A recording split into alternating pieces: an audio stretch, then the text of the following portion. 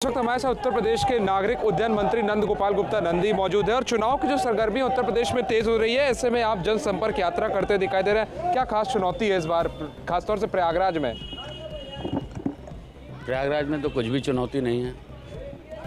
और रहा उत्तर प्रदेश का, तो उत्तर प्रदेश में जो अभी तक चुनाव के रुझान हैं उसमें 80 से 90% भारतीय जनता पार्टी के पक्ष में है। प्रयागराज में जो पुराना नाम इलाहाबाद था उसका नाम ही नहीं बदला, पूरा प्रयागराज बदल गया है। आज गली गली इतनी चिकनी सड़कें हो गई हैं जहां लोगों का चलना दूभर था। इतने सुंदर चौराहे हो गए हैं।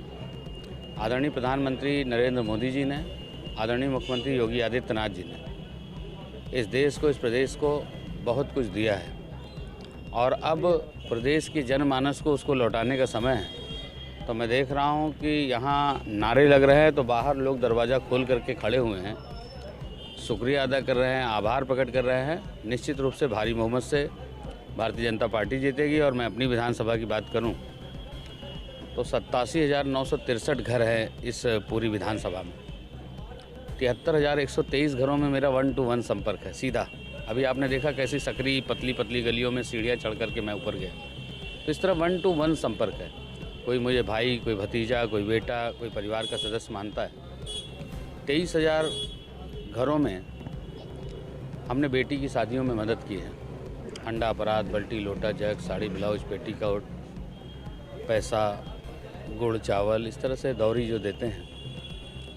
ऐसे ही 7,900 से ज़्यादा लोग जिनके बेटी की तबीयत ख़राब हो, बेटे की तबीयत ख़राब हो, कैंसर हुआ हो, गुर्दा की मरीज़ हो, ब्रेन का ऑपरेशन हो, ट्यूमर का ऑपरेशन हो, उन लोगों को माननीय मुख्यमंत्री सहायता कोष से 7 करोड़ से ज़्यादा रुपए इस 5 सालों में दिलाया है। अगर हम पीछे 14 साल से बात करें तो ये 50 करोड़ से ऊपर जाएगा।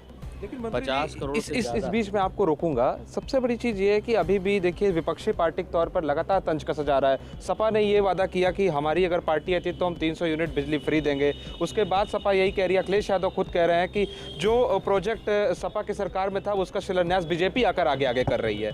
क्या कहना है आपका इस पर? मैं एविएशन डिपार्टमेंट का मंत्री हूँ जी। इनसे पूछिए, चाहे मायावती रही हूँ, चाहे अखिलेश रहे हो, चाहे मुलायम सिंह रहे हो, 20 साल से झुंझुने की तरह जेवर एयरपोर्ट दिखाया जाता था। जब चुनाव आता था बोतल में जिन की तरह निकलता था, फिर ठंडे बस्ते में चला जाता था।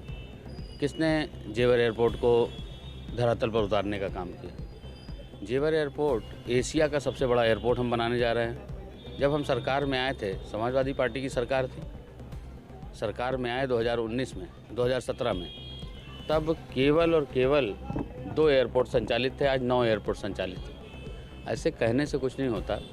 अखिलेश यादव बचकानी हरकत, बचकानी बातें करते हैं। पिताजी की जमी जमाई कुर्सी पर आकर के उनको ये राजगद्दी सौंप दी गई तो टीपू सुल्तान की तरह वो काम करते रहे और वीडियो गेम और फेसबुक और ट्विटर पे ही अपना पूरा समय व्यतीत कर दिए। जनमानस अच्छी तरह से जानती है इस प्रदेश का भला कहाँ से है, इस देश का भला कहाँ से है।